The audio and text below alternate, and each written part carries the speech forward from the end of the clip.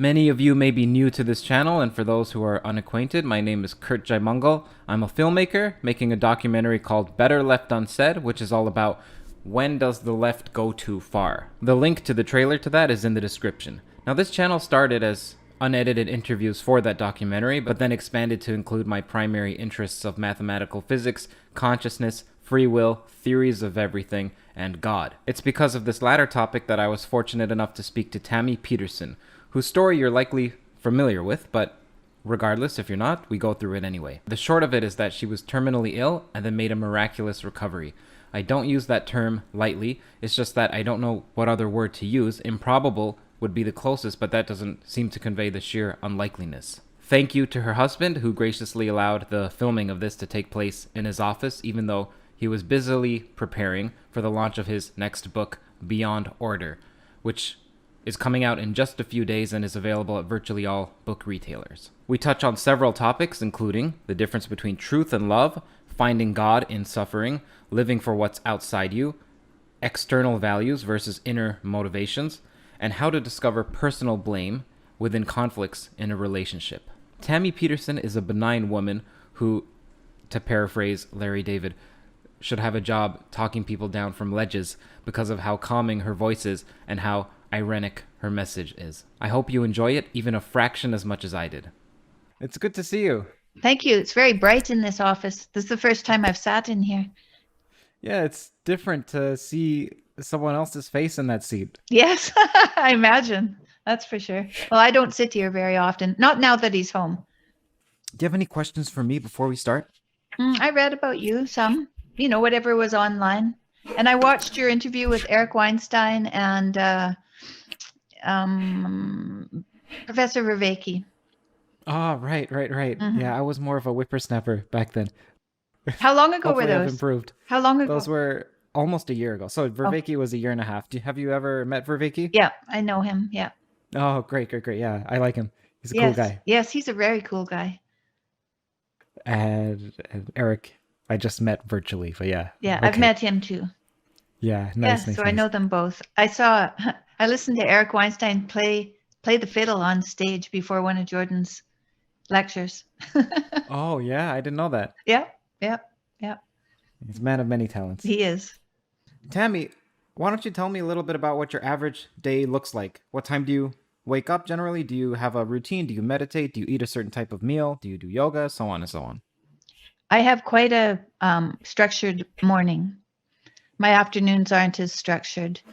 My evenings are pretty structured because I share them with my husband, and he's very structured in his evening. So my morning starts out, I get up, I eat random time between 7 and 8 in the morning.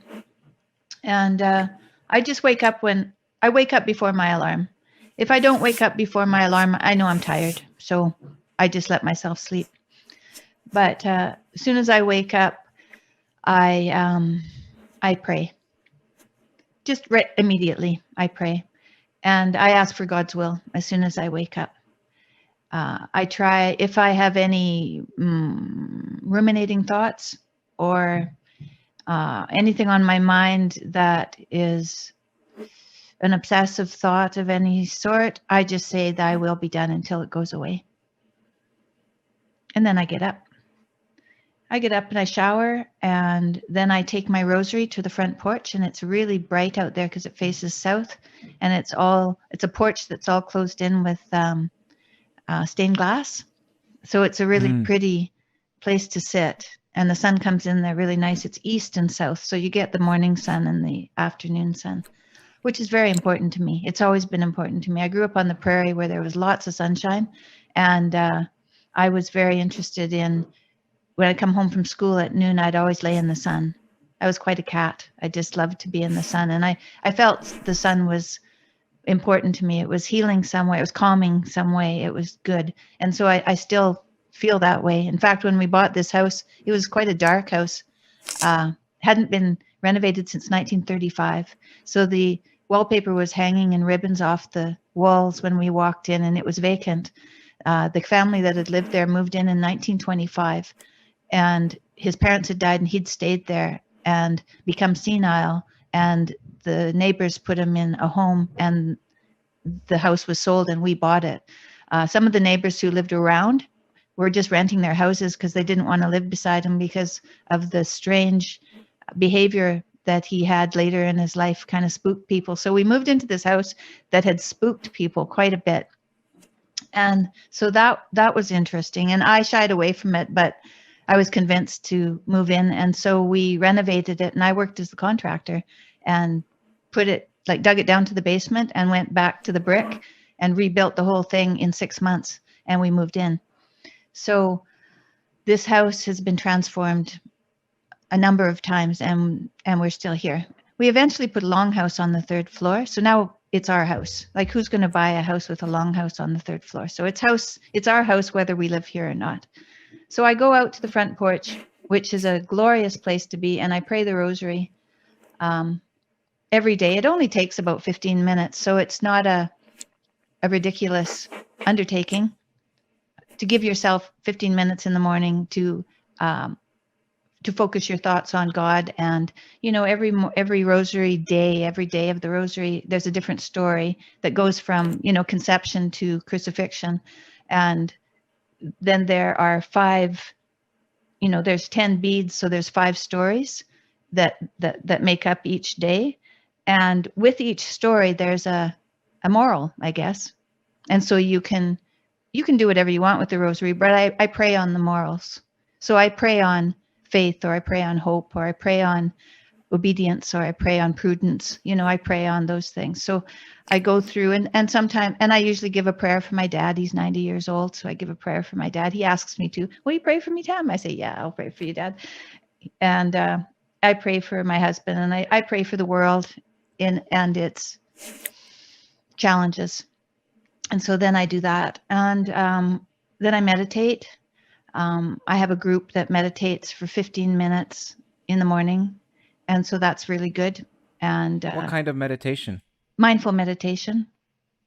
Just so I sit and I breathe, and I focus on what I want to focus on. It depends what I'm concentrating on. Sometimes I have a problem, and I'll spend some of the time on that problem. Otherwise, I'll just breathe and let God in as much as I can. What you mean is you'll clear your mind to just focus on that one problem in a calmer state. Yes. While breathing? Well, I've done yoga since I was 13 years old. That's when I began. I had an aunt who introduced me to Hatha yoga when I was visiting in the summer for a couple of weeks, and she gave me a book, and I took it home and started doing yoga every day. And so I've done yoga most days since I was 13 years old. And that was very helpful because, during your high school years, they're very chaotic, at least mine were. And I'd come home at night and do yoga, and it would bring me back to myself. And I could reflect on where I was in my life. And often it wasn't, a very structured place. I was a teenager. So I was out with all the other kids doing wild things, and I'd come home and think, well, I'm in kind of a wild place. That's not easy to go to sleep that way. And so a wild place mentally? Yeah, because I think when you go out and you carouse with other people, you're definitely going to be in a wild place mentally too. An unstructured place, an unknown place, really, because when you're a teenager, it's difficult to run your own show. So you might be looking for excitement. You might be looking for belonging. There's lots of things that teenagers are looking for. And so they get pulled this way and that way by whoever they're with. Was there something that you were looking for? You mentioned probably. Here's what teenagers in general look for. Yeah, I think there was something I was looking for. I was looking for belonging, for sure. I was trying to understand my motivations, because, kids, they do things like go to a party and get drunk, and then you come home and you think, why did I do that? What drove me to do that? Like, why did I go there? Or why did I talk to that person? Or why did I go home with that person? Why did I get a ride home with him? He was drunk. Although my dad taught me to sit beside the driver and make sure I got home. That was his advice. That's Albertan advice. Yeah, puzzles, right? Yeah. Were you always someone who focused on the body? Yes. Yes, definitely. And my dad was a sportsman. So he was a curler, a hockey player, a baseball player, a golfer. He did all of the North American sports and he did them well. He he won lots of things. And then he umpired baseball when I was a kid, and so it sports was always there. And I like to be outside. I really liked to be outside. When I was a little kid, I used to dig up worms and spend a lot of time in the garden with the dirt and everything that grew outside. So I really like to get my hands in the dirt. I like to pick up rocks and find out what was underneath them. And uh, I even had a wagon, and I used to pick up earthworms and put them in Kleenexes and tuck them into bed and pull them around in my wagon. Yeah. So from the time I was a little kid, I was outside playing in the mud puddles, just constantly outside, skipping. I was just outside always. My son's first words were outside. So he's a little bit like me, wanting to be outside. That's where God is for me, is outside. And so if I go for a walk, I can uh, I can have a meditation with God. So I used to have a dog, and when I walked the dog, we would go and meditate and walk around. And We, as in you him, and the dog, me or and the dog, yeah, me and the the dog would dog. meditate? Dog would meditate with me. He was in line with me. He was a little more snappy than me. He'd snap at people. I didn't. Yeah. My daughter said I'm very open, so I ramble when I talk. Oh, no, no, please do. Please keep going. I Yeah. like it. It takes me to places I didn't think it would go. As for you with the body, see, for me, Mm-hmm. I I like puzzles. I like abstractions. I like what takes cognitive effort. Mm-hmm. But I'm so out of tune with my own body. So much so that if the doctor asks me where do I feel a pain, Mm. I have a diffuse notion. It's somewhere here. I don't know if it's inside. I don't know if it's. I have to sit and pay close attention. For many other people, they can say, well, it's precisely at the upper part of my kneecap on the outside. For me, that might take me a minute. So what advice is that? Is first of all, is that a negative? You mentioned personal. That is where God is for me, outside. So then that made me think, well, God is, it's objective, but at the same time, God is personal. So then, does that mean that that's okay if you have your own individual proclivities, Kurtz, and and downsides? Because, Mm-hmm. well, that's just you. Or should I balance myself in some way and now pay more attention to my body? Well, I would say you're, mathematician and physicist. So that's what you studied in university. I studied kinesiology, you know, right? So I studied the body. I'm an artist. I paint portraits and I sketch life drawing. Um, I do yoga. I trained as a massage therapist. I'm very much about the body. And so I know about it. So if I go to the doctor, I know, I can explain, but I've studied that. I studied that intensely. My whole life I've studied it. So if someone asked me a question about anything to do with the solar system or anything, I wouldn't be able to say anything except for rudimentary knowledge. So I think your understanding of it is normal. Sounds normal to me. That you'd be focused otherwise, and I would be focused in, and it's possibly something about being a woman as well, because we have so many changes that go on in our bodies so young that it brings us back to our body.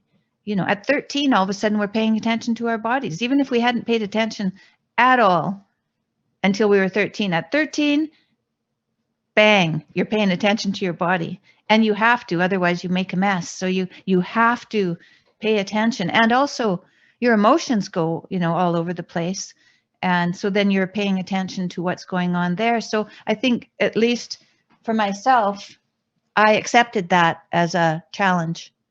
And you talked about puzzles. I like puzzles, but I think of life as a puzzle, and I think of putting pieces in place while I get better understanding of myself physically, emotionally, and spiritually. That's my puzzle that I have worked on. Do you mind giving me a specific example of a situation that you viewed as a puzzle and then how you thought about solving it? Okay. Well, I did that today. I had a piece of a puzzle that got, that I understand better.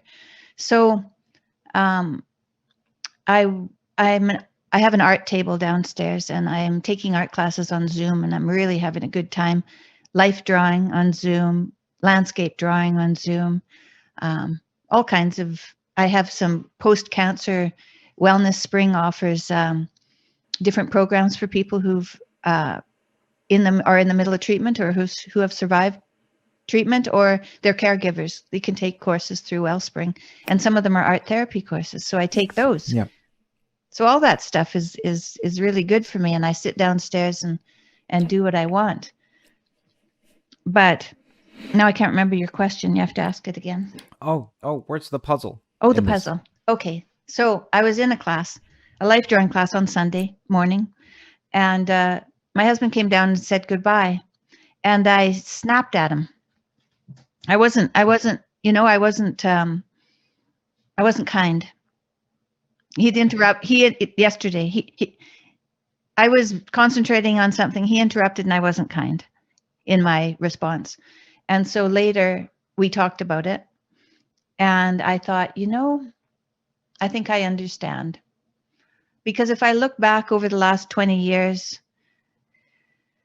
of having children, getting married, having children, having them grow up, I left my art largely behind for a number of years, and I could never understand why. So I meditated on it this morning, and I thought back to my mother and her father, who both had troubled childhoods, and and then I thought about their childhoods, and I thought, well, there would have been fear, there would have been lack of love, and my mother was she was, some people, you walk in a room and the room is cold, so they're giving off something that is cold. It's not a warm feeling, a welcoming, generous feeling.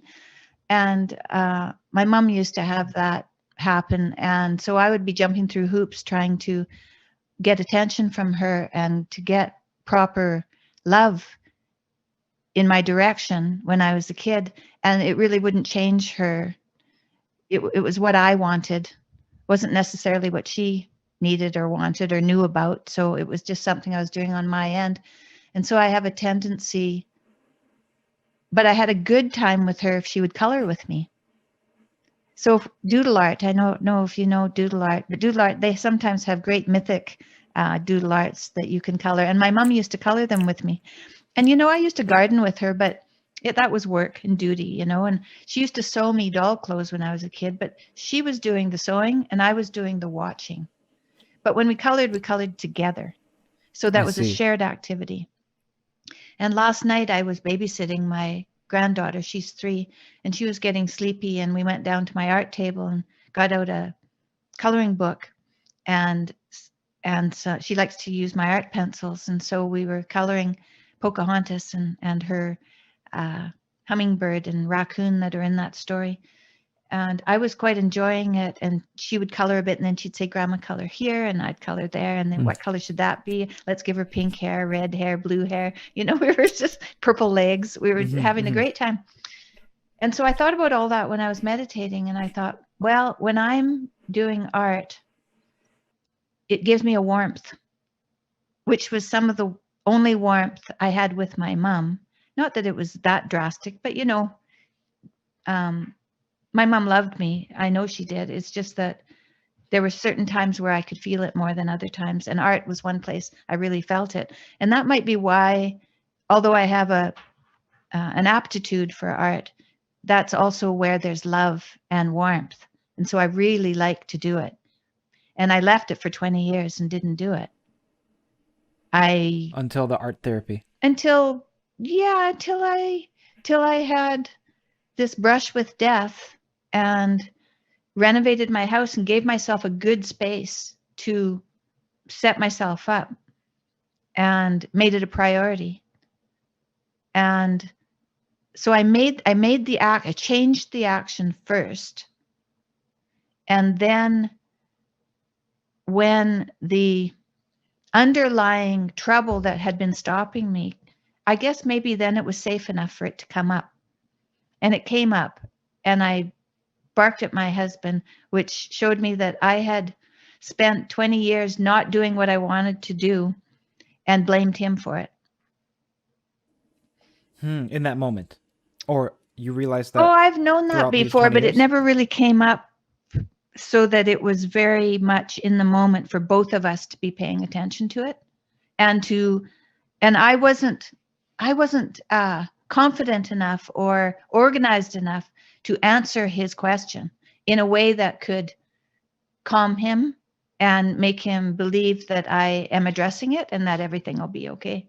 You were suggesting that, well, actually, first, if you don't mind, I don't I mind. would like to know the nature of your bark, because for me, when I'm working, I have a tendency to do something similar where I bark, Oh. but it's not. But sometimes it's more caustic than other times. Like most of the time, it's babe, I'm working, but sometimes it's like I can say it more harshly, or I can say something else. I don't swear, Right. but I understand that it can be. I understand it hurts her at times. Yeah. I said, you can go. Okay, and do you mind, what did he do before that, and then what did you say, like where were you in the kitchen, and Oh no, what did he came in he and came downstairs to where my art table is, into the basement. That's where I have it. And I cut a nice big hole in the wall so there's light coming in. The stairs from the upstairs they're not solid, so the light from outside comes in that way. And I have a back basement door with a big window in it. So there's light, there's natural light right there in the basement. And I have really good overhead lights, so I can really light this art table that I have. So that's where my computer is, and that's where I do all my art projects and whatever else I might be doing. So I was down there. My computer was in front of me. It was obvious that I was in a class I was drawing. And he came down and he said he needs some groceries. And I thought, that's not important right now to me because I'm in a class. So I said, I'm in a class. And he continued, and I said that was enough, that he could go. And then I called him and I said, just send me a text. Just oh, right. you can go, as in you can go get the groceries? No, you can just go. He's on his Oh, going. okay, okay. You can leave, like the king Get out. says, I see, I see. What, how Queen Oh, Elizabeth, okay. she hits that little bell and then whoever's talking to her has to get up and leave. Yeah, that kind of thing. Yeah.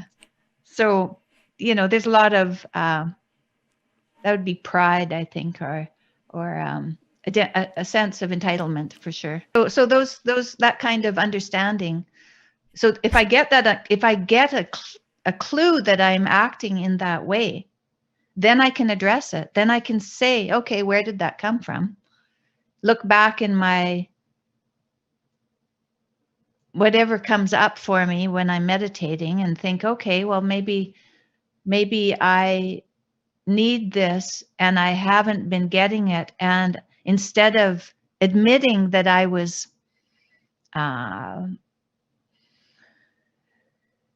blaming someone else for something I didn't do, or I was also whatever else I was doing, I was kind of trying to control my environment of things I couldn't control and can't control, but I was trying to get when people do that, it gives them some self-gratification because they've gone off and tried to make everything better for other people, but have denied themselves something that they need. Like that's a recipe for disaster. That's what that is. And so I think in the past, in my way of thinking that I was thinking before, wasn't well formulated. It was an old plan that hadn't been updated. And so it wasn't a plan that was going to work for me now or for my husband. I've heard that you have this practice where you retreat separately and find the source of the problem being yourself when you have a conflict with your Oh, partner. sure. I can imagine that it can be one-sided at times, at least in the beginning, where you aren't able to come up with an idea as to how the problem was you, and then you get together, the person says, yeah, the problem was me, so and something. You're like, yeah, the problem actually this time was you. So No, not usually. Like usually Well, if there's a fight, if so there's an argument and you go off to your own place, then you think if there's anything in your life that you've done that may have brought this argument up. Not necessarily, so it's not necessarily about actually the argument, because sometimes the argument has nothing to do with why, like often the argument has nothing to do with actually what's wrong.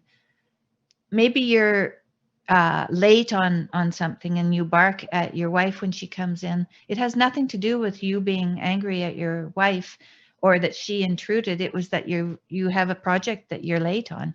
And so you have to look, you have to separate and find out if there was a cause to this argument that you hadn't seen before that may have come up right then and shown you that there was something to pay attention to. It's I see. an argument is something to pay attention to because you might learn something. And those are gifts because the next time you won't have that same argument. It won't come up anymore if you can figure it out. Did you pray each morning before your illness? No, I didn't. But my grandmothers were both religious. And if I had a religious question, I could ask them. So it wasn't like there was no God for me before. And I've been to church, and my mother died in 2007. I pray to her daily, I would say. So my praying has changed since I was ill. It's become more dogmatic, and it's become more dogmatic. And also, I have a relationship with a personal God now that has grown in nature. So I'd say I've always been spiritual. I'm more spiritual now. I take it more seriously now. I understand it better now. I think that it's not an option. I don't think it's an option for people to live a fulfilling life. Meaning that people cannot live a fulfilling life if they don't have God in their life? Yeah, I think so. A spiritual relationship with a higher power is necessary. What's the difference between religion and spirituality? Well, religion is dogma. So the church and all the readings, the Bible, all of that, that's dogma. Spirituality is a feeling that God is there with you, and that if you give him space, he'll tell you what's right and wrong. That's spirituality. And so and they overlap. They can overlap, but for some people, they don't. There's an intellectual understanding of God. That's okay. that's not a personal understanding of God. And I think you need a personal understanding of God to really move yourself forward in your understanding of yourself in the world. Do you mind taking people through a timeline of your illness as well as the course of your recovery? No, I don't mind. I'm getting used to it. It's been 2 years, so I'm getting used to it. I had no indication that I was ill. I'd gone on a walking tour with my sister to Croatia. We walked for 10 days, and it was wonderful. I flew home, and 2 weeks later, I got a fever and kind of a gastrointestinal flu of some sort. And the fever went away, but the digestive gastrointestinal trouble stayed. And so I eventually went to the doctor, and he told me maybe I had a parasite. I thought, oh yeah, I should have thought of that. So he gave me a test, and no, I didn't have a parasite. Oh, okay. So then he thought, well, then let's do an ultrasound of your abdomen, have you do a colonoscopy, all this stuff. We'll just look. And I had an ultrasound, and I could see the screen, and I saw a shadow on my kidney. And so eventually I had a bacterial problem that I fixed before I had surgery.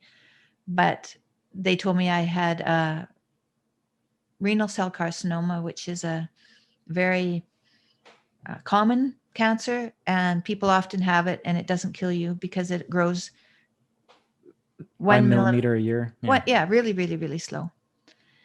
And so then they said, don't worry about it. You can, I was traveling with my husband on a book tour. So they said, whenever you have time, you can come in the hospital and have that surgery. I flew back during our book tour and had a biopsy, and I flew back for blood. I had to fly back a couple of times in preparation for surgery.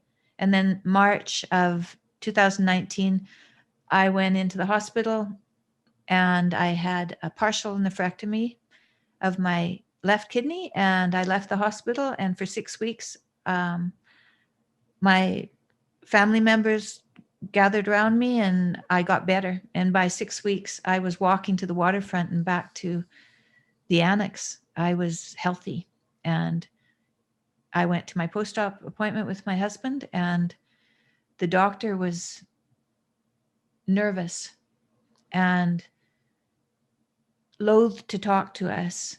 And when he talked to us, he told me that I had a year to live, that they were wrong, and that I had something called a Bellini tumor, which is very rare. In fact, so rare that they have no data on how to treat it because people die too quickly. Mm-hmm. And by then it was in one of my lymph nodes, a lymph node adjacent to my kidney. And they said, you have to have surgery as soon as possible. And this was around March 2019? This was April, end of April. So then May 9th, I had another surgery. But before I went into surgery, the night before I went into surgery, I meditated. My husband and I were really nervous, super nervous. It's no wonder, because surgery was their only treatment. They said radiation and chemo, they had no idea, that there was no good result except for if they got it in time. So my only chance was this surgery. And so I had done a very interesting meditation when I was studying to be a massage therapist years ago when I was in my 20s, where I had a cyst on one of my ovaries, and they thought it was cancer. It wasn't. But I was working with this cool artist, massage therapist guy, and he said that he was going to take me on a journey and I could go see what I could find out about this. So we did a meditation where I breathed in white light. Mm-hmm. I breathed in white light, and it ended up to be like a string of light that wrapped around my ovary, that was spinning around. It was light. It was spinning around the ovary. And I was asking what was wrong. And if part of me was afraid, if there was trouble there, that it was okay, it could talk to me. And so I was really trying to communicate. And about 2 hours after this, I had a pain out the side of my rib cage, quite a real noticeable pain out the side of my rib cage. And then we stopped and I went in for my surgery, and what they told me was the size of a softball was the size of like a ping pong ball.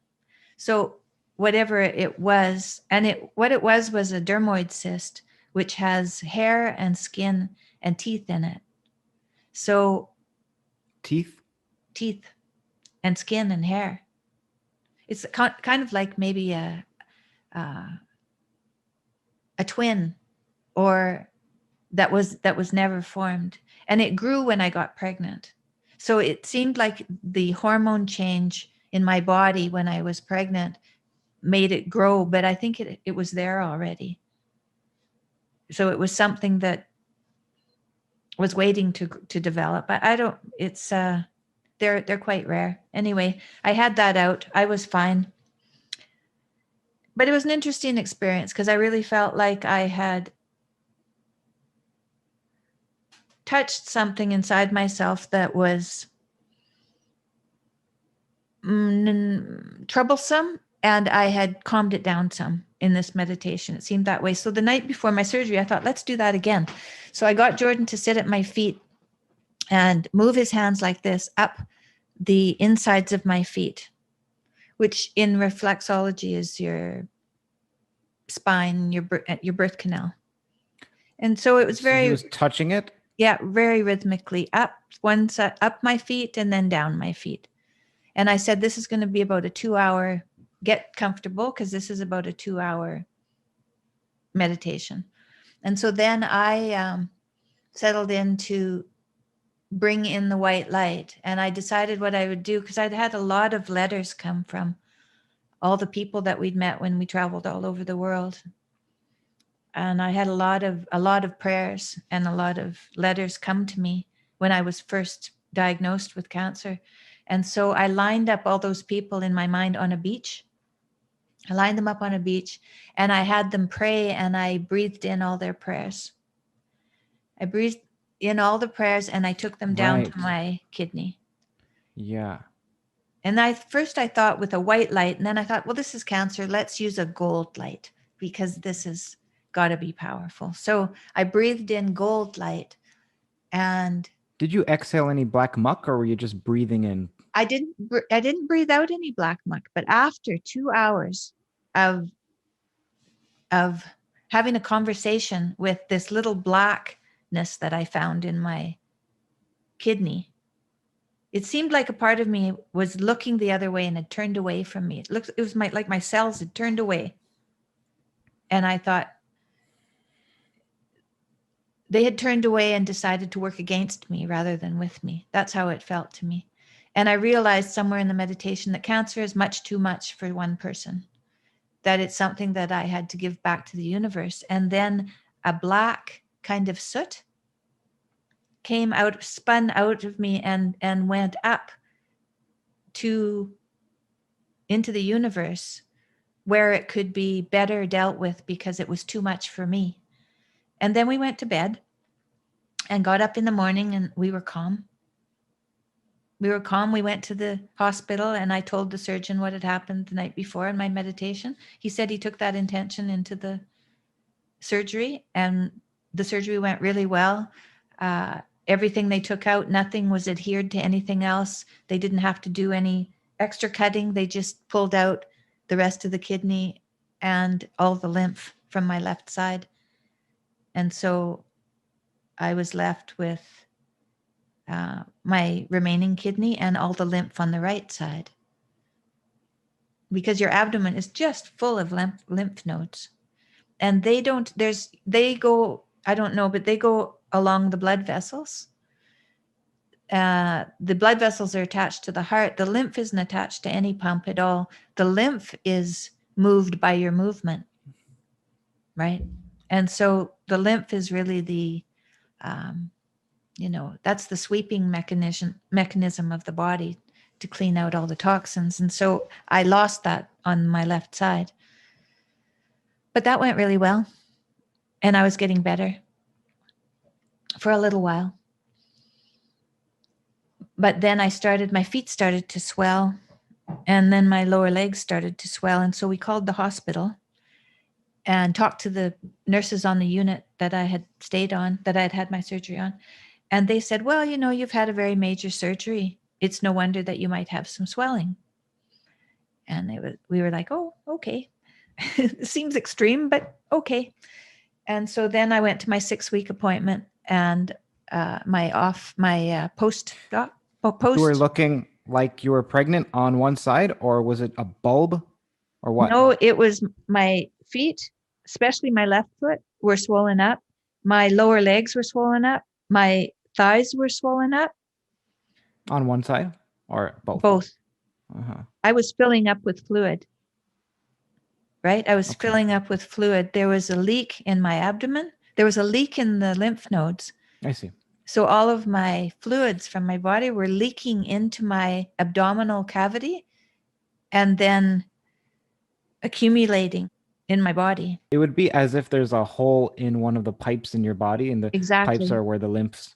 Yeah, except for the lymph is like a spider web. That's how small it is.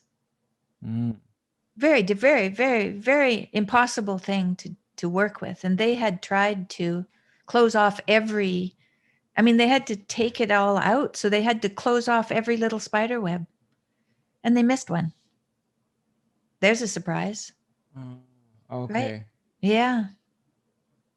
Mm-hmm. And the lymph, they've done a lot of work with hearts and the lymph around the heart. And they Hmm. get leaks sometimes and they really know how to fix it. But a leak in the abdomen is something that is because they weren't doing radical surgeries. You used to hear, oh, someone's got cancer. Oh, it's in their lymph. Oh, they're going to die. Right? That's what you'd hear. When I was young, anyway, that's what you would hear. Now they can take out the lymph, which is radical. They didn't do that. And to have that go well, I don't know what the chances are for it to go well. Anyway, it didn't go well for me. And I was in the hospital twice. The first time was when I went in and my limbs were all full of fluid and they drained off my abdomen. They put a shunt into my abdomen and they drained off, I can't remember, something like 7 liters of fluid. So what would be the prognosis of this? Death as well? Well, they didn't know what it was till they drained it off. One of the oncologists told me he thought I had cancer of the liver or cancer of the peritoneum, the abdominal cavity, which didn't sound good. Yeah, that's not pleasant to hear, especially if he No. didn't do a test and he's speculating, well, it could be cancer of your Yeah, liver. I know. I've had that happen often. I'm kind of getting used to doctors doing that. I think you do. Well, if you've had my history of health problems, then you get used to doctors randomly suggesting things that they don't have any reason to suggest. Anyway, when they took off all this fluid, it was milky colored, which is the proper color for fluid from the lymph, because the lymph picks up fat, and the white color of milk is fat. So it looked like milk. There was no blood in it. So it wasn't cancerous. It was fluid from my lymph system, but a lot of fluid. So it was really pouring out of me. People who were with me probably know how much was flowing out of me, but it's hard for me to remember. It was just I had a Were you on bag. medication or were you just so out of it because you didn't I have think I was on fluid? medication. I was on morphine for quite a bit of the time. And they may have put me on morphine when they put the bag in to keep me comfortable because it wasn't comfortable. Okay. So then it was kind of foggy for me to know how much I was losing a day. But a nurse used to come to my house once they sent me home. She would come at noon and drain off a liter of fluid a day. And I was still very uncomfortable. I still was, before I started draining, I looked like I was 7 months pregnant. Now it was still kind of a pregnant look, but wasn't as extreme. But I wasn't giving my lymph the rest it needed to heal. Because there was so much fluid, there were doctors that speculated that if I didn't have any fluid in my abdomen, if I drained off all the fluid, Hmm. that it would dry and then it would possibly heal, because that does happen sometimes. As an aside, where's this fluid coming from? Because in a regular person, when I say regular, I mean someone that Yeah, doesn't a have this healthy issue. person. Yeah. Yeah, there's some they're somewhat That fluid, uniform in their distribution of fluid. Now, yours is pooling and then it's leaving. So is it getting replaced? So then no. that means it was taken from some other part of your body to be placed in your abdomen? I was eating and I was getting thinner and thinner. I took a picture of myself in one day and I thought, I had no body fat left at all. My scapulas were sticking off my back. My Mm. breasts had lost all of the everything was gone. My bum was gone. My breasts were gone. My cheeks were gone. They were sunken. Like I was down to 90 pounds. So I had lost 30 pounds probably. And I was getting desperate. And I was also, not only was I on, it turned out not only was I on morphine, but because all my bodily fluids were running out of me, I was becoming malnourished. And so my thought processes were getting confused. Hmm. But I was at home with everybody trying to help me, but it was really hard to know what to do because the doctors didn't know what to do. Here was this woman, she had a hole in her lymph in her abdomen, and they couldn't find it. They looked, I had so many scans of different. So at this point, they're simply draining you, and you can't continue like this for much longer. Or did they tell you? Yeah. I recall you saying I don't that think I they could. said you can live like this, and you thought, hey, that's fine. I can live like this. Well, I could, when I got when I went in for the 5 weeks, which was right before I finally got better, they changed. I didn't eat anymore at this point. Now they put a PICC line near my heart, and they fed me TPN, which is a nutrition that you feed people who can't use their digestive system anymore. And you can live like that. People do live like that for 25 years. They live like that. So a lot of people, what they do is they get nutrition at night when they're sleeping, and in the day they don't eat anything. They get all their nutrition right straight to their heart. And so what would happen if you were to eat? Well, what they thought with me was if they didn't go through the lymph system, that maybe it would get better, but it didn't. And so for 5 weeks, we were trying to heal it in ways that wouldn't be cutting me open again. And we weren't able to find anything that worked. So by the time I had been in the hospital for 5 weeks, I was awake again because now I was getting nutrition. That's when I started to pray. Right? That's when you started? I thought you said that you started with Queenie. Queenie came to give you some. That's when when I was in the hospital for the last time, this 5 weeks. See, my electrolytes went out of balance and I went into emergency because my potassium was out of whack, and then you're going to have a heart attack. And that was going to be the end of me. I had lost so many body fluids that my electrolytes were going out of whack. And that's when you have a heart attack and die. So I was nearly dead, but not quite when I got into the hospital. And then they pumped me full of fluids until my electrolytes balanced. And then they gave me a TPN diet until I had enough nutrients for my brain to turn back on. And when that happened, I'd been in the hospital for 3 or 4 days. That's when Queenie came to the hospital, and she showed up. And who is Queenie to you? So she came up to visit. Queenie stopped by our house a couple of years ago, maybe even 3 or 4 years ago. She was a fan of my husband's, and she wanted some. She's a Catholic. She lives on U of T campus. She is like a dorm don for Catholic girls at U of T. But she also does other things. She's very interested in family. She's very interested in schooling and family and things that have gone. I think she contacted us when our premier was Kathleen Wynne. I think that's when she first came to our house because she was concerned about the curriculum and the things that were happening in schools. And she was, I don't know, she was just this friendly little Asian woman. And she came to the hospital, and she brought me a rosary, and she said, "Do you want to pray?" I said, "Sure. Why not? Let's pray."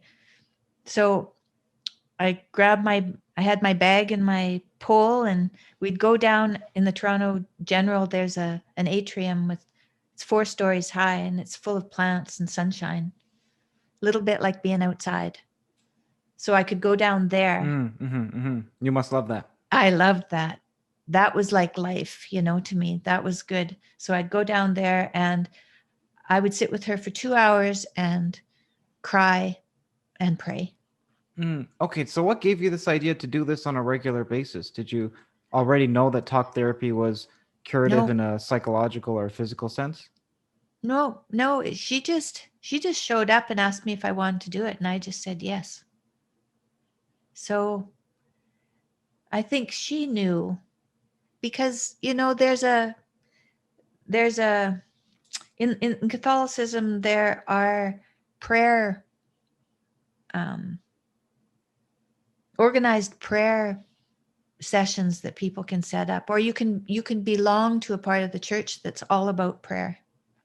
So I belong to a part of the church that's all about prayer, and it's about just everyday people praying for life. That's what they do, is they pray.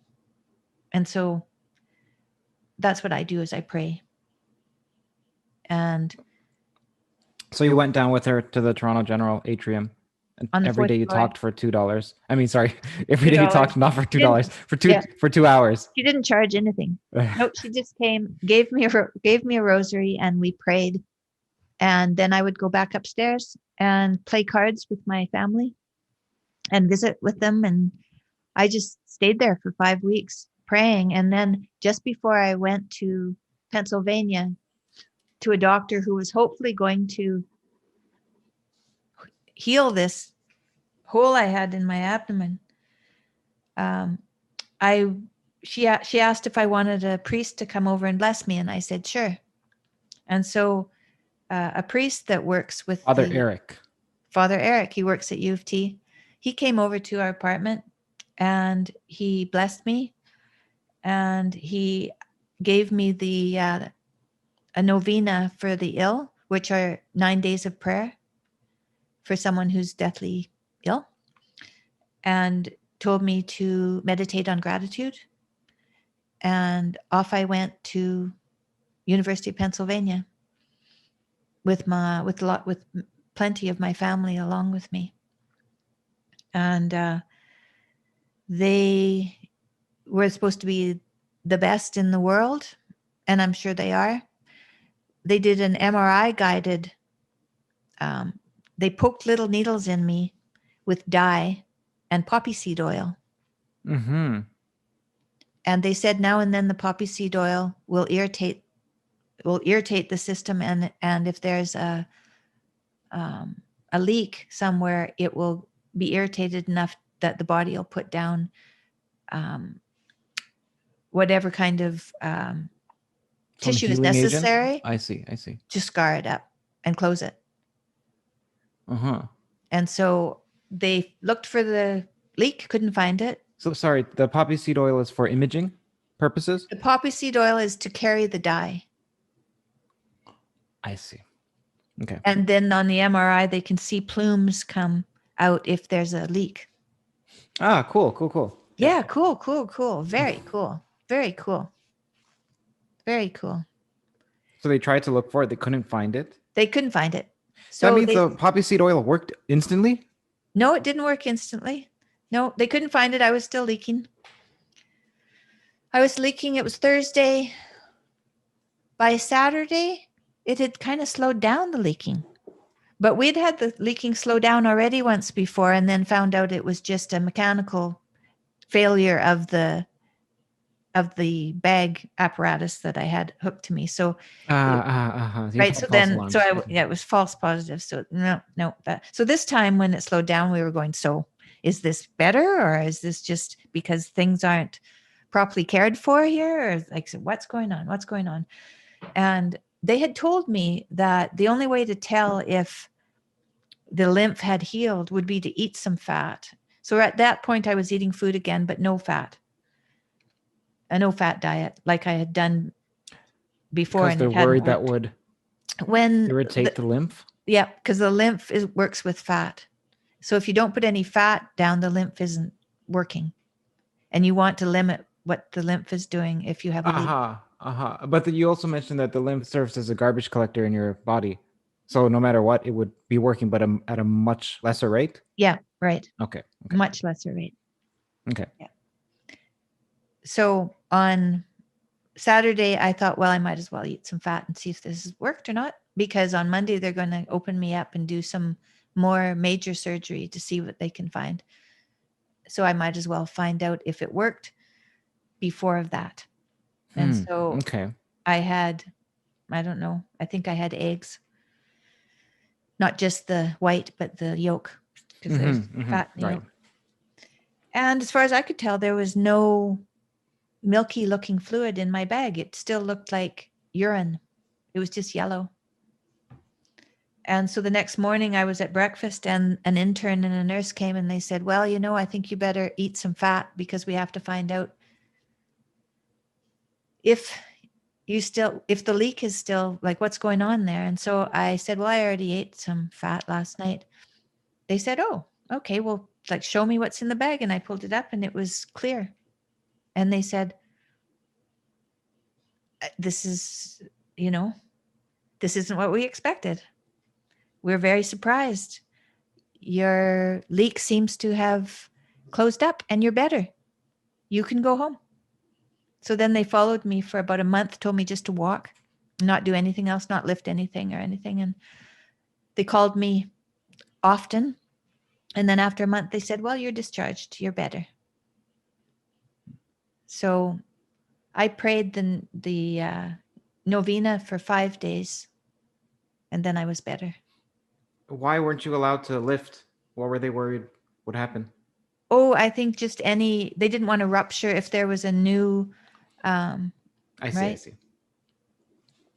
It's like a new stitch. You mentioned before that when you were terminally ill, you felt like, well, I've lived a good life. So it's not that bad if I die. It's okay in many respects. But then you looked at the suffering of your family and thought, okay, this matters. At least it matters to them. Yes. Now, you mentioned that in a positive light, but when I was thinking, there's plenty of people, and I count myself as a part of this group where I used to be depressed. And in fact, I was suicidal. And it's harrowing to know that the main reason you're staying around is to lessen the suffering of others rather than your own internal locus of a desire to live. But you mentioned it in a positive light. So can you expound? Sure. So I did think when I was diagnosed that I had lived for, my aunts died. My aunts and uncles died young. And so I thought, oh, I guess I'm one of them, that then I'm going to die young like them. And I can do that. I'd always been a very independent person, making my own decisions and getting on with life. And this was just another decision that I was making. That's how it felt to me, that this was another decision that I was making and that I was tough and I could do it. So that was my plan. And then I went home from the hospital and I went to tell my children. And when I told them the prognosis, they looked so hurt that something inside me completely changed. And I realized, oh no, I'm not looking at this properly. This isn't my decision. Because I always wondered about people who had gone through many cancer treatments, many times going through chemotherapy and radiation and the things that people go through to stay alive. Why would they do that? I've always kind of wondered why they would do that. And I had thought, no, I'm not doing that. If I'm going to die, then I'm going to die, and that's that. But then I went home and I told my kids, and I thought, they look so hurt. And my husband too, but it was really looking at my kids. They look so hurt that it's not my decision. So I'm going to do whatever I can to stay alive. I realized that being alive is the focus is about service. It's about what you can do for others. And that's the Christian story. That's like an unselfish concern for the welfare of people who aren't you. Yes. That's Christ's story. It's his suffering and his sacrifice. It's his sacrifice that we live by and aspire to. And so I decided that I would be grateful for every day I had, that I would be grateful for any answers that came my way, but I would also be grateful for the life I've had. And so I decided that that was the only way I could go forward and be and be able to accept it. Can you tell me the month and the year that you were first diagnosed and that you made that change When I from was not first caring too diagnosed, much? you mean for the When did you life-threatening make the disease? change to realizing that this is I'm looking at this incorrectly in your words? Okay, so uh, I had got the prognosis on, I think, April 26th. So it was right around then. That's when I changed my mind. And do you see this as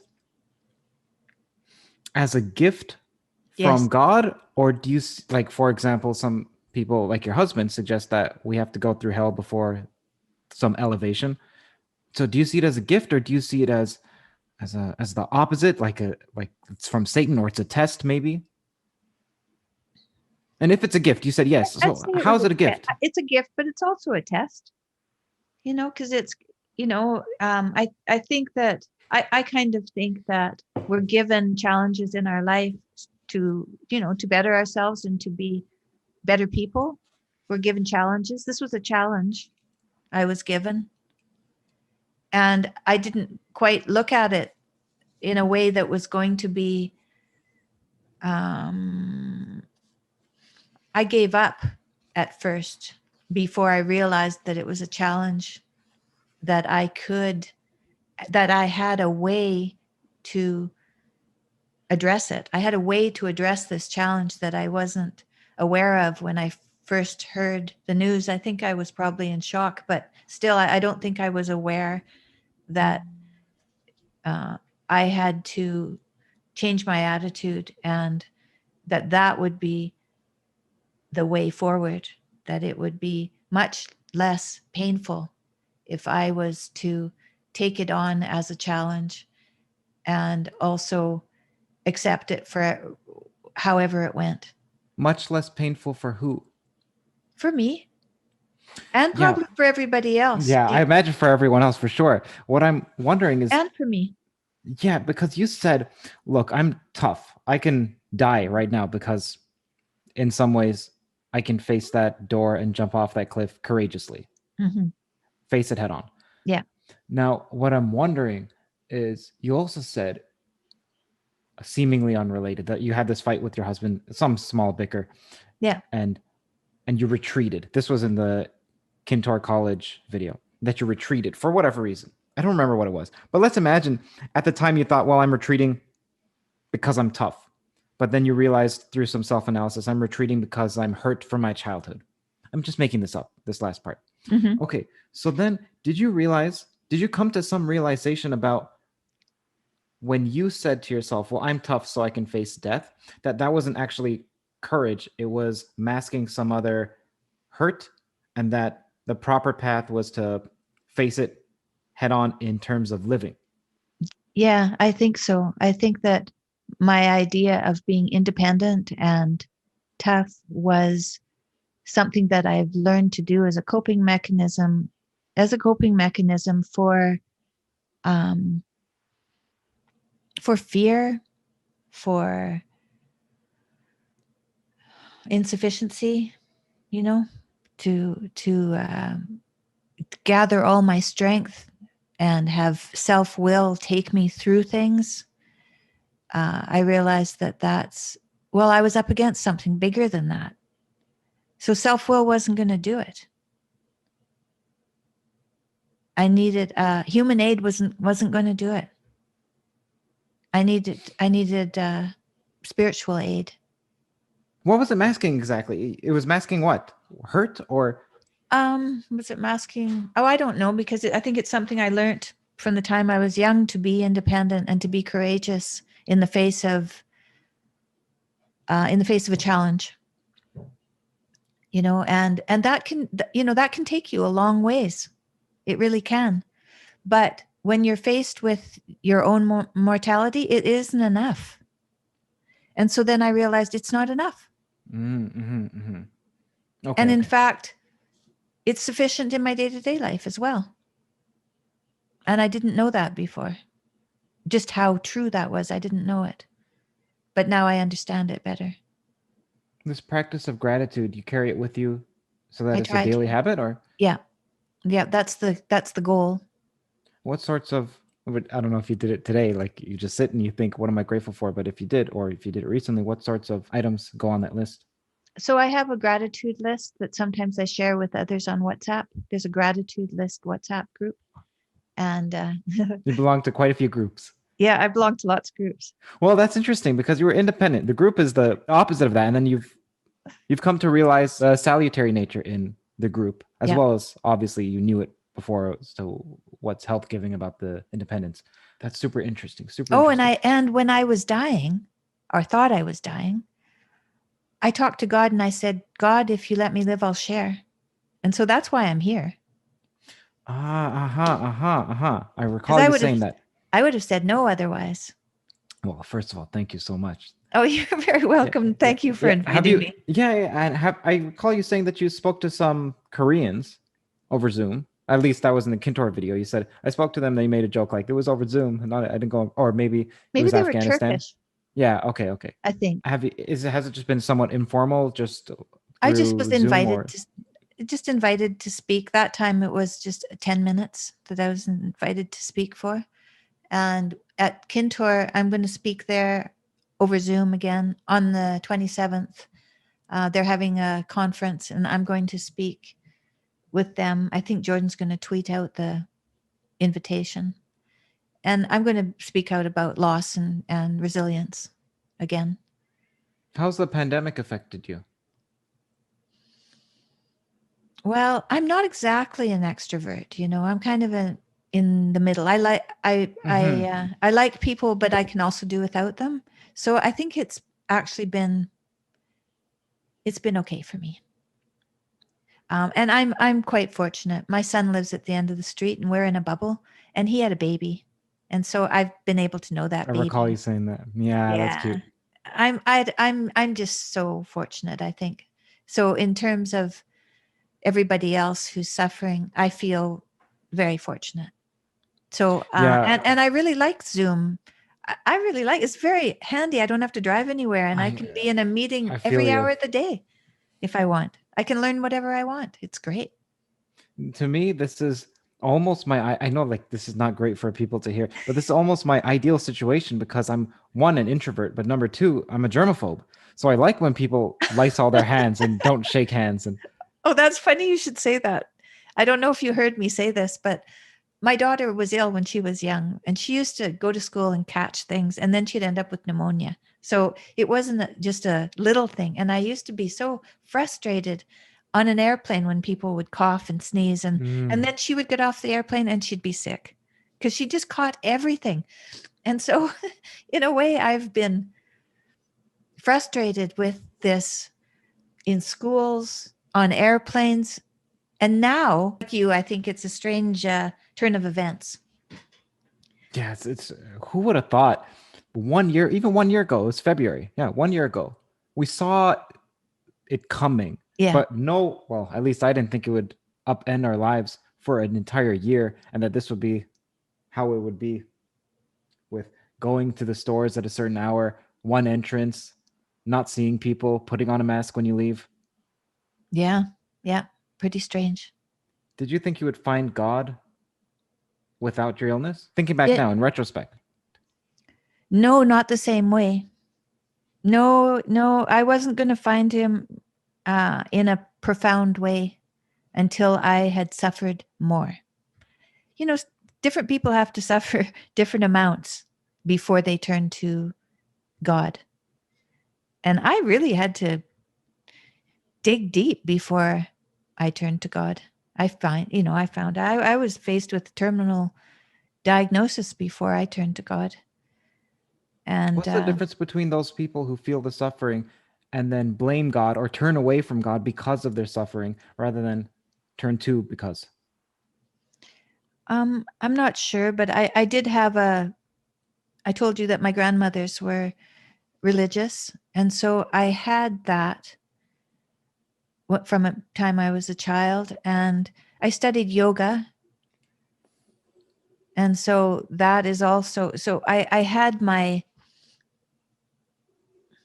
spirituality was always, I was always curious about it. If you're not curious about it, if you're completely in your head and you're an intellectual and you're doing okay, then it's quite a turnaround to have, you have to humble yourself to become spiritual. It's a humbling experience. There's nothing more humbling than becoming religious, becoming spiritual. Grow God, shrink Tammy. It's all about changing so that I'm down here paying attention. I'm not up here telling God what to do. I'm down here. That's pretty hard. So I think people who have a hard time humbling themselves to their higher power are going to have more trouble because it's too hard. It's just, some things are just too hard to do alone. So it'll make you angry and it'll make you blame. So I see the difference between the people that turn toward rather than turn away seems to be that they want to be in control, that they find it difficult to suggest that someone else should be in charge or that they need help. Yeah, I think so. Would you call yourself a Catholic, or you don't give yourself a label at all? No, I wouldn't call myself a Catholic, but I definitely pray the rosary. Okay. You also mentioned that, hey, when you were younger, you went to different religious institutions. They weren't for you. And you thought perhaps religion, the dogmatic side, wasn't for you. Then I was thinking, well, that's a common feeling for quite a few people. They maybe try one church, two or three, and then they say, this is not for me. I don't like these people, or I don't like what's being said. And then they lose this communal aspect of religion. Mm-hmm. And you could be an independent Christian like Kierkegaard, but it's helpful to have a community around you. So what would you suggest to those people who think that religion is not for them because they've tried it a couple times but haven't found the right one, and they think there is no right one?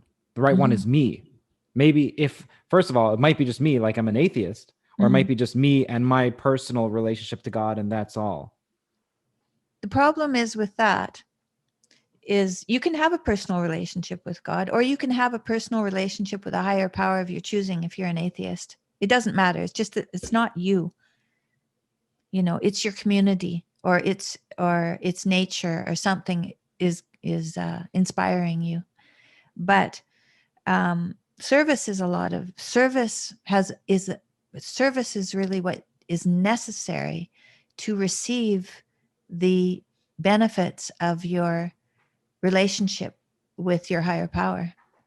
So you have to give it away without being thanked. So it isn't something you're doing for money. It isn't something that you're doing for accolades.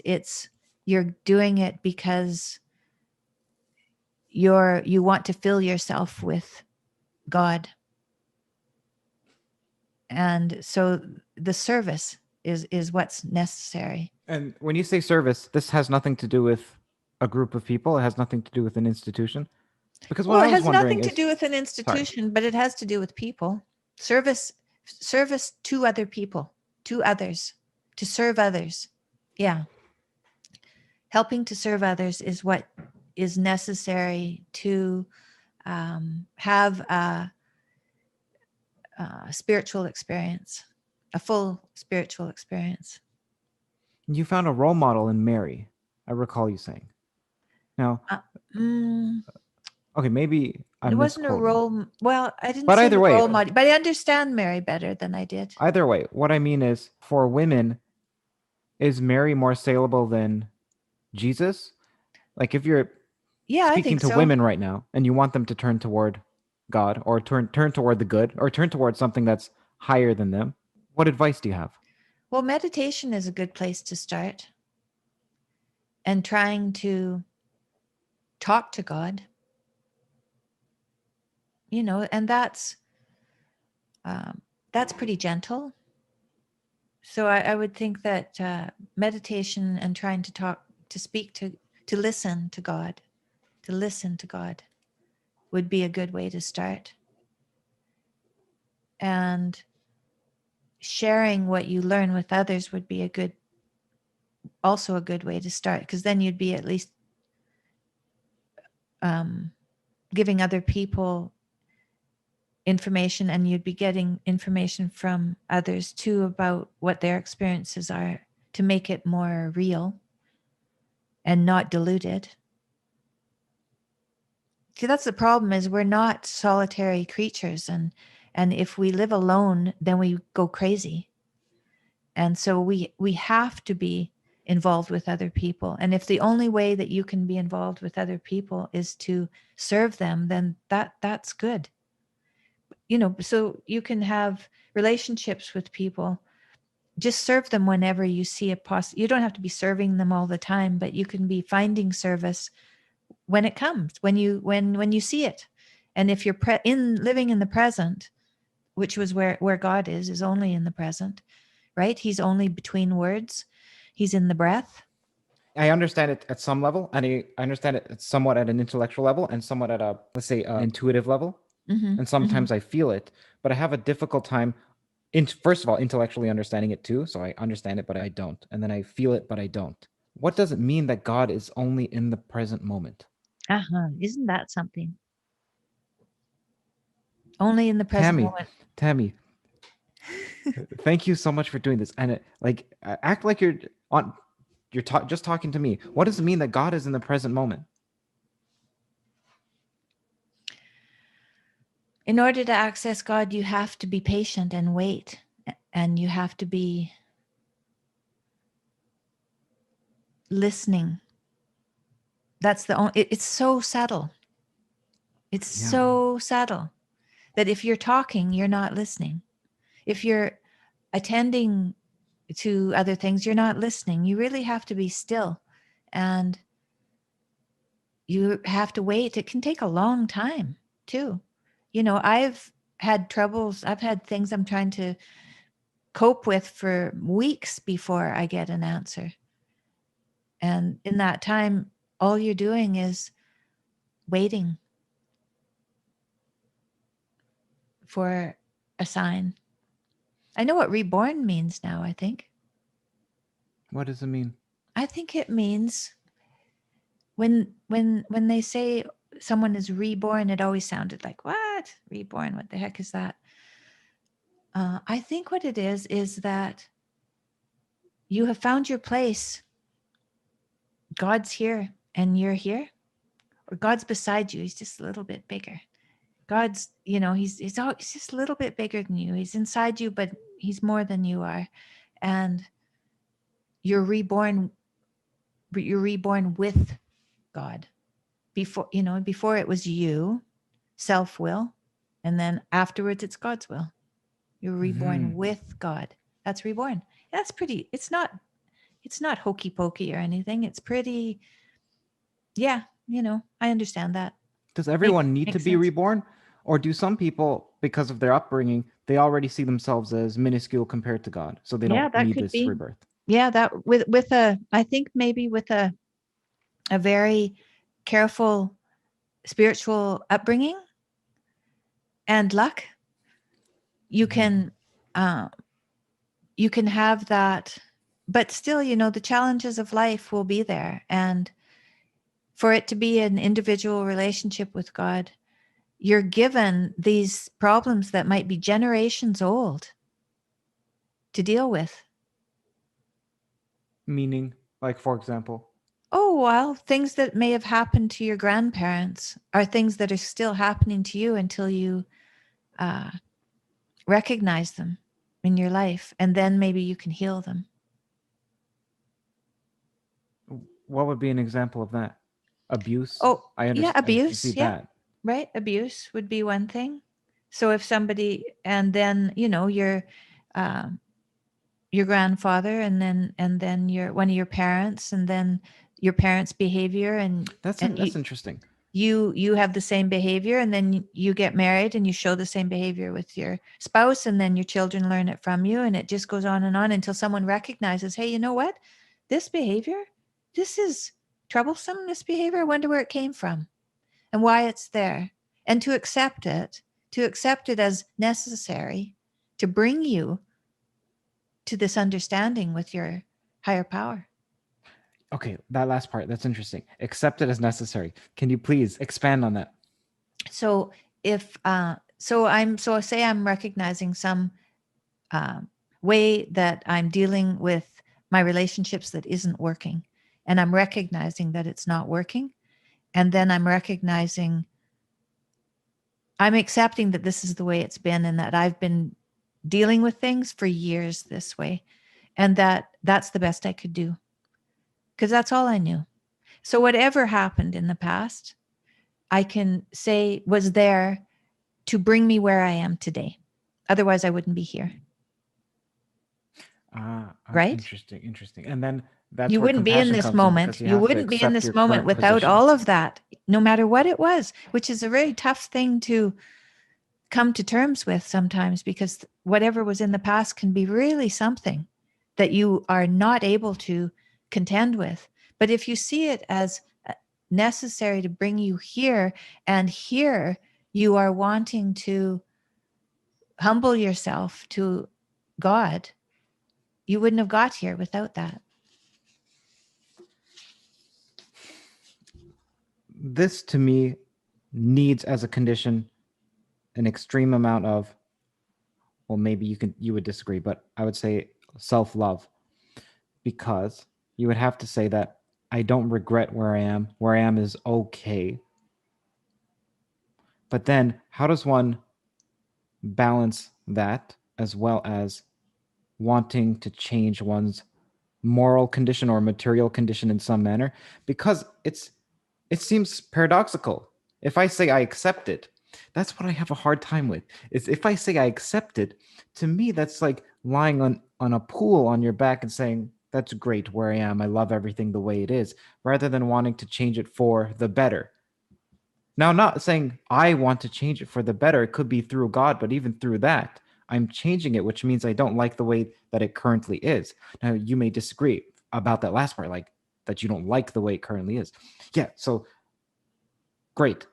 Tammy, please help me through this. How does one balance self love with wanting to improve or change in some manner? Okay, well, there has to be self-love. There has to be but there has to be love for the little boy that you were, and all the mistakes that you made. There has to be love for that little boy in order for you, and in order for you to be in the present and have the generosity that you need to let God in, because it's a generous um, invitation, you know, and you're not going to make a generous invitation if you're not in a way feeling like you are. The more you can accept who you are and who you were and the things that happened to you, the more generous you feel, the more you can let God in, because it's not an on or off switch. You get a little God, and then something else happens, you get a little bit more, and some Interesting. days it's a little bit less, and it depends on how accepting you are, how aware you are, how accepting you are, and then what action follows, because the action will be different than it was if you were guarded and if you were empty.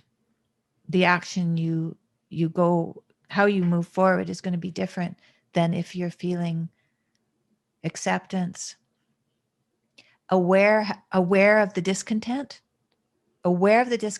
and accepting the discontent, and then what action follows for reconciliation is going to be different than if you weren't accepting.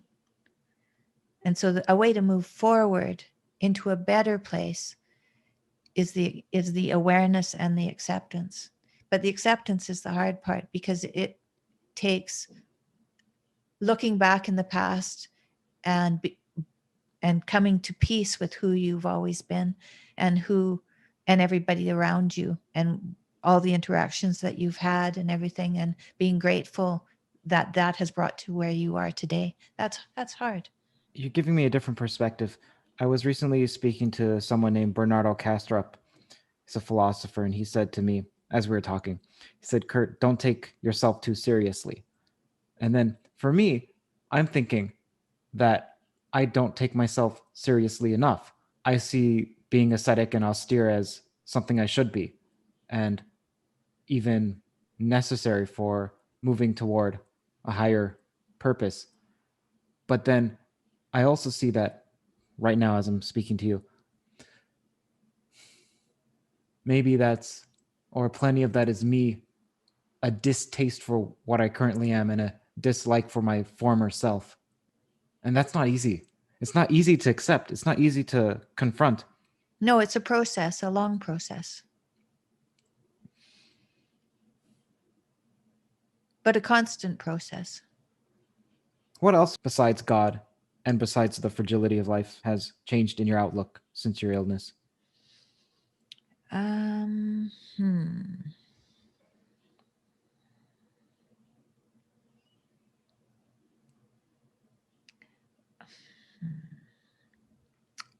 My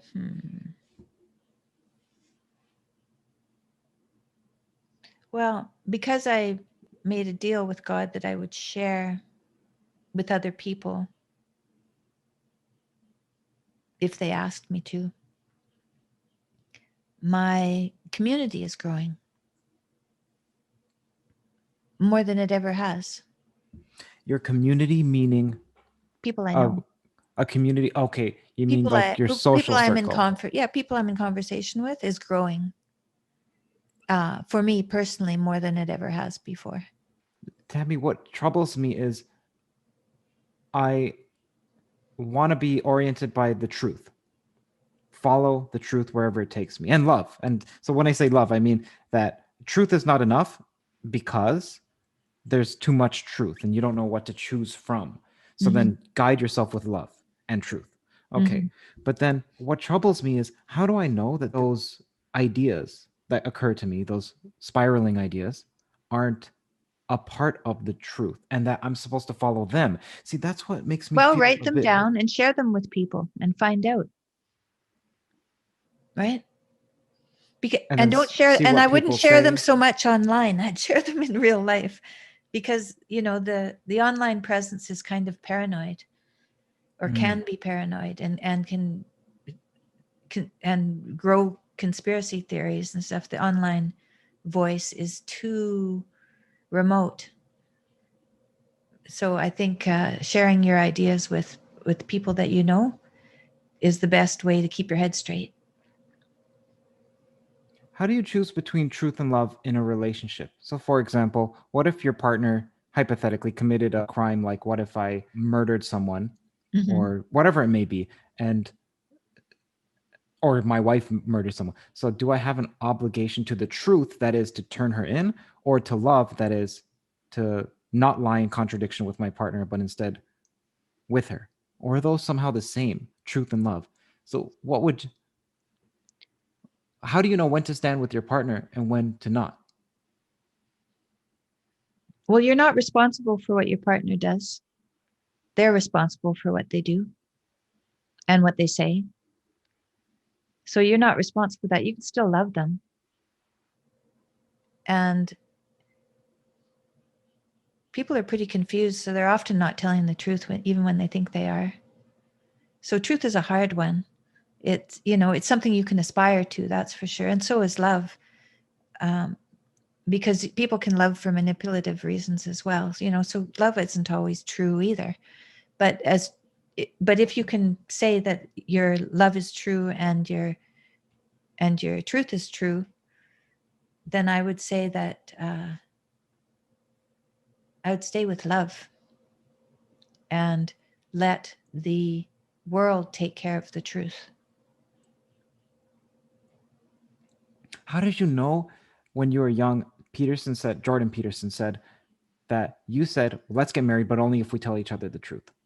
Okay, how did you know that truth was imperative when you were so young?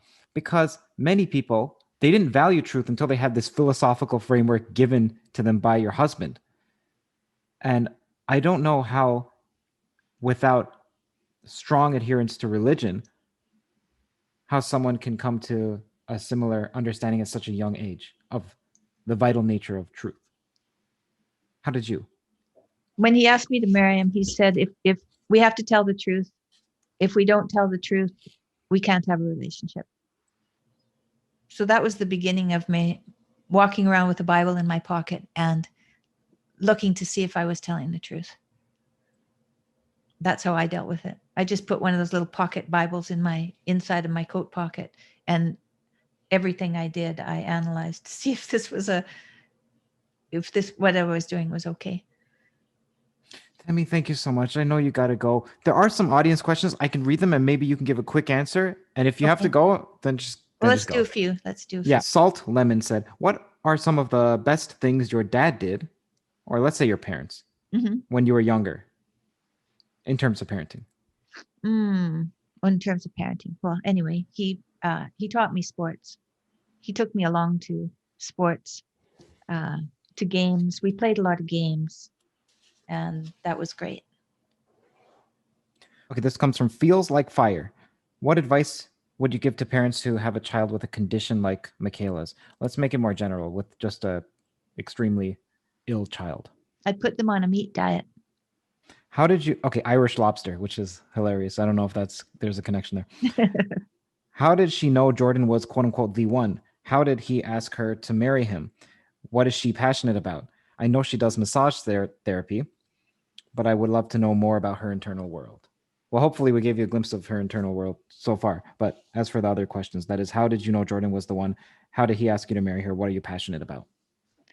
I've known Jordan for a very long time. He asked me to marry him a few times, once through a letter, another at a party.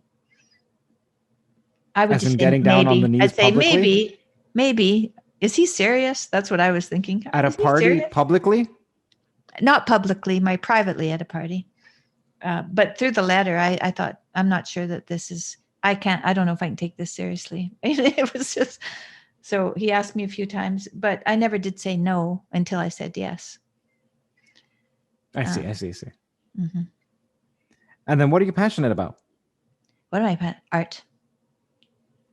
I'm passionate about art and my grandkids. Okay. Veg Mech wants to know some of your favorite books. I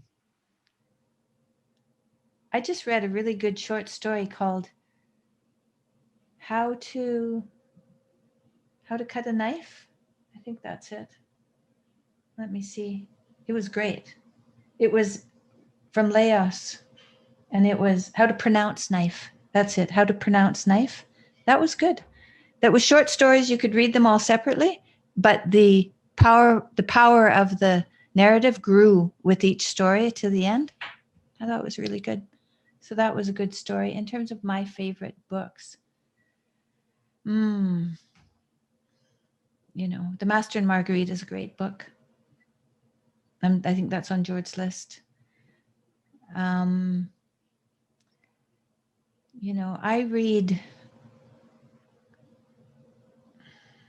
read a lot of inspirational stuff. Like self-development or? Yeah. Or religious self-development. And but I imagine you would do that now. You didn't do that before? I've always read, I wouldn't call it self-help, but more like, and I wouldn't call it philosophy, but I've always been trying to figure things out and make things better. You do have a kind, whatever comes. There's something about your voice that's kind, loving, tender, gentle. It comes through. Thank you. That's nice. Jordan said that you were a tough cookie, but I don't see that. I'm sure you could be. I'm sure. I don't see it. I mean, I don't mean that in a bad way. Like, I don't sense any malice or any overconfidence on your part. Well, I think bravery is, you don't have to be bigger than an ant to be brave. Best Ebrat says, I would be interested in what she makes of how JBP, so Jordan Peterson, Yeah, I know. is being portrayed in hit pieces. It must be so frustrating being the person who knows him best and how caring he is. I don't know. I think it goes with the territory that you get hit pieces. And I think that it's news. It's just clickbait newsworthy It just stuff, beads off your shoulder now. In the beginning, did it bother you? No, in the very beginning, in the first weeks in the first days where there were journalists standing on the sidewalk, in the foyer, in the kitchen, and talking with them in the living room, that was pretty overwhelming. And then they started coming for interviews, and there were like, I don't know, 3 or 4 interviews a week. It was a lot. And they were in my house. And I found they're hungry for information. And so it was difficult to put my foot down. And then in live events, I was told I could kind of put my foot down. I'd gone to one of Jordan's lectures when he was starting to get quite a number of people coming to his The biblical lectures, or no, this was in Ottawa. One was at the public library and one was at the National Museum in Ottawa. okay, so you went in person. There were lots of people there, and his brother was there with me, and he said that he works with politicians, and that when this talk is over and everybody gathers around and wants to ask questions, that he had a method for dispersing people. So I tried his method for dispersing people, and nobody moved. Okay, well, do you I'm mind like saying the method? 5'2". Nobody moved. Oh, just walk up, put my hand on his shoulder, and say 5 minutes. You got 5 minutes? Nobody cared. Luckily, the library was closing, so they just left. But that's when I decided I had nothing to do with that. That I wasn't. Yeah. That wasn't. You weren't that able was to not put your me. foot down. That was not People. me. Okay. Yeah. Yeah. Did you feel like you lost him to the crowd, or did you?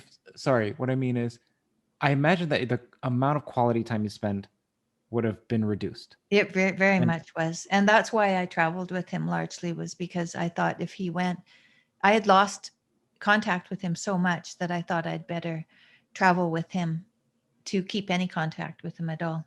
And it was good that I did, because after that I got so sick that was the end of our relationship for a long time. Okay, now this is the last one because you got to go, and I keep saying you got to go. Jordan's going to kick me out of his office. Yeah, that's fine. That's fine. So Revulette, this person named Revulette, and then also someone named echoed this question, same question. Mrs. Peterson, your husband said that in a recent interview, you told him you'd get better on your wedding anniversary, and that ended up happening. Mm-hmm. Do you think it was a lucky guess? Or if not, what do you credit for having been able to predict this? I don't know. What do you think? It was pretty strange. It happened on the day? To the day? Yeah. I told him probably when I was really sick in June that I would be better August 19th. And that's the day I was better.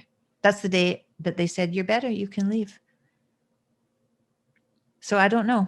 I don't know what that was. Tammy, thank you so much. Thank you. It's an honor. I wanted to meet you in person and give you I think I told you, a choice cut of meat.